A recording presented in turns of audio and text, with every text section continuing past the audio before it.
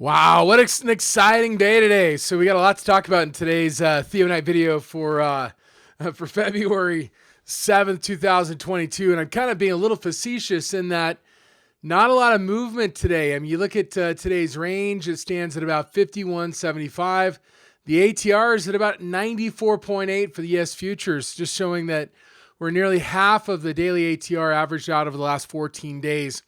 So not a lot going on just with the market more generally, but there is some movement that's going on individually with some names that we're going to talk about here today. But as you look at the ES, we're kind of pulling back. Looks like kind of a flag pattern of sorts.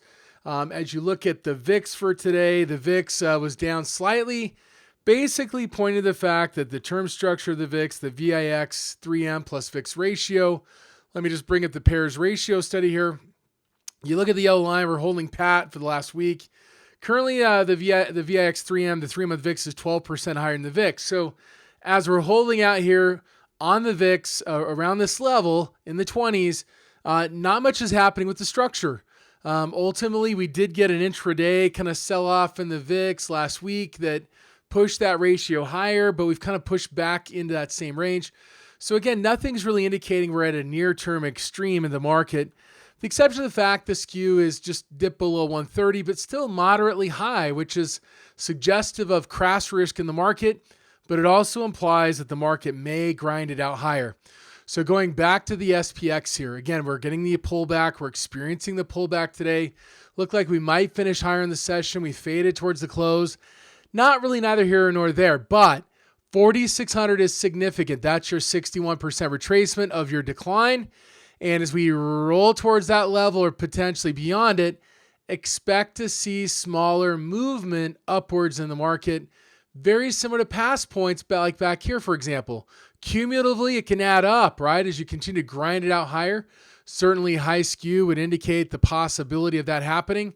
But again, as we're pushing closer and closer towards the Fed raising rates, it is a major consideration that the market may not have a lot of lift right now. If we look at the product depth, we're going to go /ZQ, and we're going to get a sense of how things have changed over the recent days. So here's the 31st. We've got the 4th, which was Friday. We're going to go to Thursday because this is where you saw a big shift happen, and then we'll see for today. But as you look at it across the board, right, this is where we were last week, and then you see where this line is today. Pretty squarely, basically pricing in a Fed funds rate that is higher than what we'd expected a week ago. And this shifted a lot throughout the week. This may not fully represent it because we kind of came right back in line towards late Friday, but early Friday was pricing down here. So what this reflects is the market is ratcheting up expectation in terms of the Fed funds rate. And we'll see what happens. I mean, this is an interesting dynamic when you look at the sell-off in the Treasury market, huge sell-off on Friday and TNX. When you get this kind of stuff, it's an interest kind of shock to the system. And generally speaking, these kinds of moves in yields don't necessarily bode well for stocks. And so we'll see how things play out. But it doesn't mean that we can't see kind of a near-term, a little bit of lift in the market as we're waiting for more surety or waiting for that event to happen in March, the next Fed funds announcement. We could grind it out. Now, as you look at what's up here today, you'll see energy and financials, and those are really the two right there that are kind of leading the way out. In fact, several stocks kind of having a bullish activity in the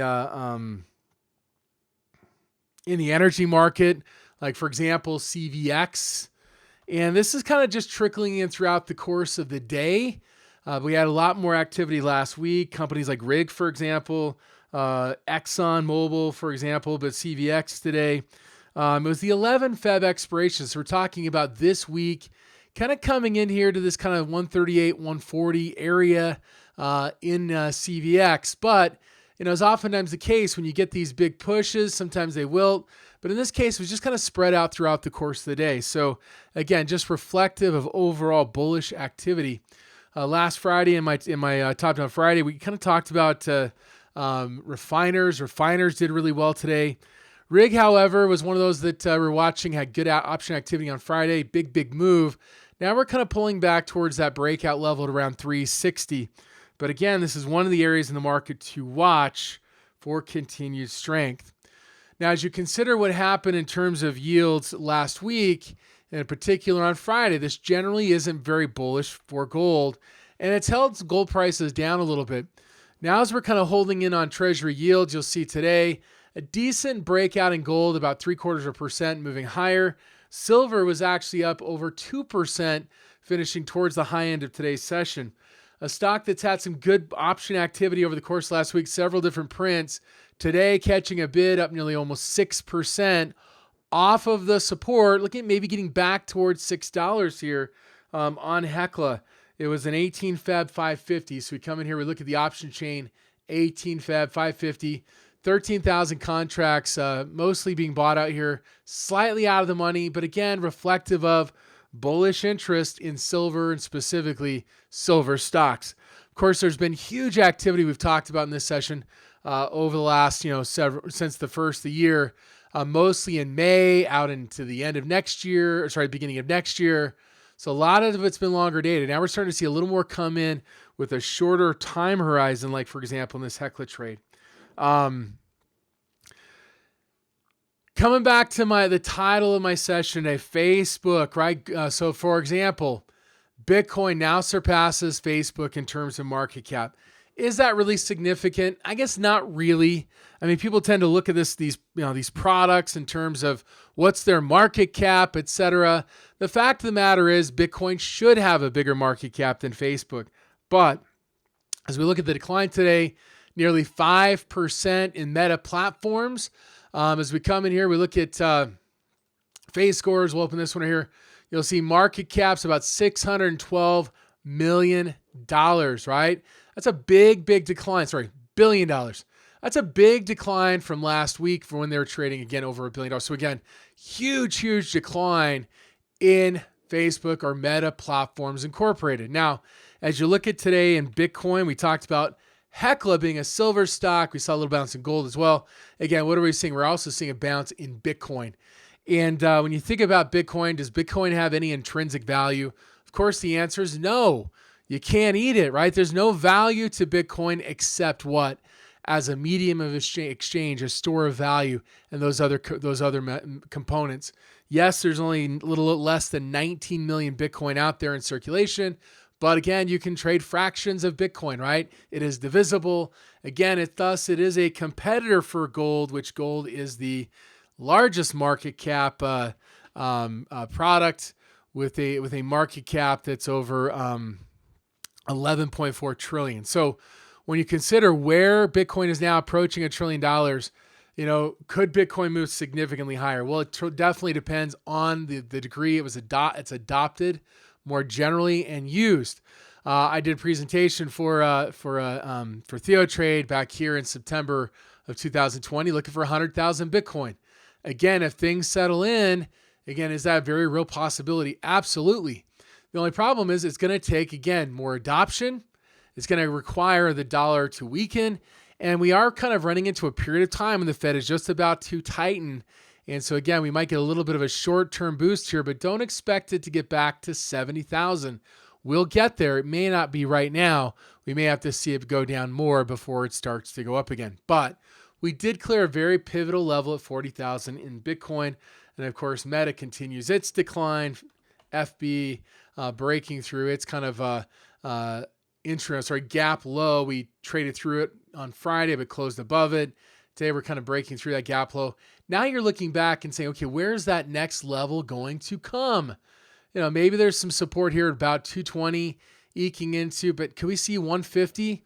I mean, the fact of the matter is the news that we're seeing out of Bitcoin, there's a real possibility that we could be trading down here, 182, maybe as low as 150 in the coming months, in particular if the market continues to show weakness.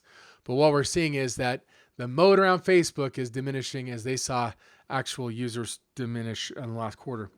As we look at over here, for example, financials. So we looked at a couple of energy names. Let's look at financials. Wells Fargo today is a company that has seen some significant option activity. It's up. Again, not super exciting given the fact we've moved higher pretty consistently over the last couple of weeks. Of course, back here into the sell-off, we talked about looking at financial companies, right? Citigroup being one of those. Wells Fargo is now, it's been its turn. Bank of America on Friday But as we look at WFC, that's had some activity today. Couple of different prints to take a look at.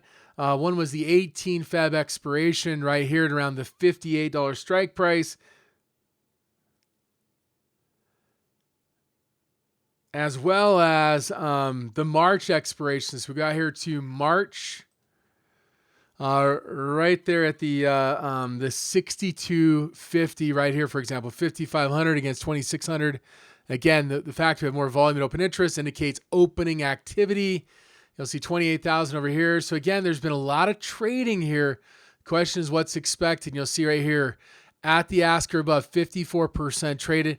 A little bit more weighting towards the bid price. Most of it occurring between the market. As you look at trade flash up here, you'll see it does not reflect that 20,000. I don't know if it was a single printout that came in later. But you'll see the 15,000 contracts here for the 55 put and the 55 call, indicating what? Buying the call and selling puts, which is bullish as well. So Wells Fargo looking higher today as well. Again, Bank of America, Citigroup were companies last Friday that experienced some bullish option activity. As we look towards some other companies here as well that are seeing some bullish activity, one we need to look at is Jets, and this one just continues to build. Of course, we've talked about it, I think, last week as well, as we kind of found support back on the 24th. Yeah, that was the 24th. Again, it's been slow moving, but again, what we're seeing is out here in that May expiration, continues to add out here. Ratio, buying more and selling fewer there.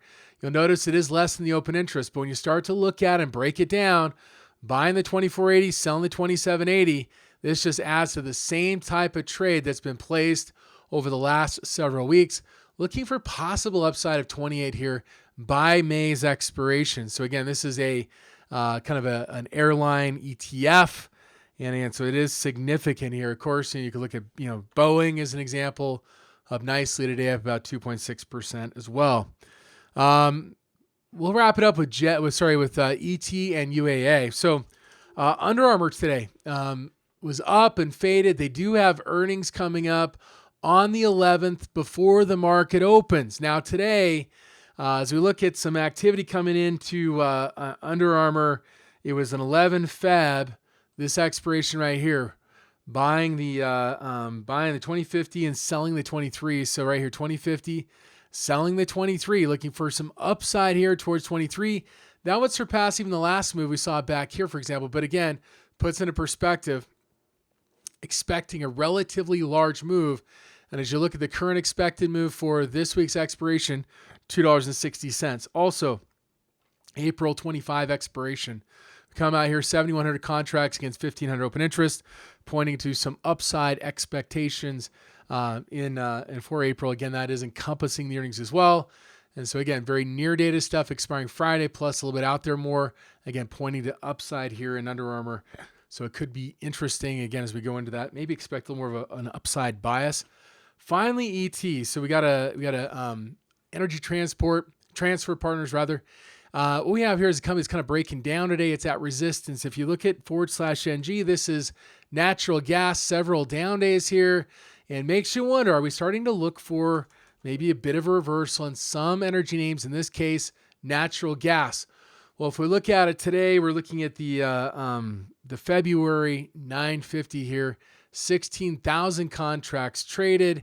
Again, indications most of that's probably buying activity. So again, some downside expectation here. Not a lot. Again, a 950 strike's not too far out of the money. But again, maybe a near-term pullback. We are seeing a little bit of the foundation break into natural gas. And maybe some of the cold weather we're past and through. Maybe we're not going to be as short a supply here. Anyway, so some things to watch for in the coming days with earnings and other measures or other factors like, again, bullish bounces, unusual option activity. But anyway, it's been a pleasure being with you folks today. We'll see you back next week for another video. Have a good one. Thank you.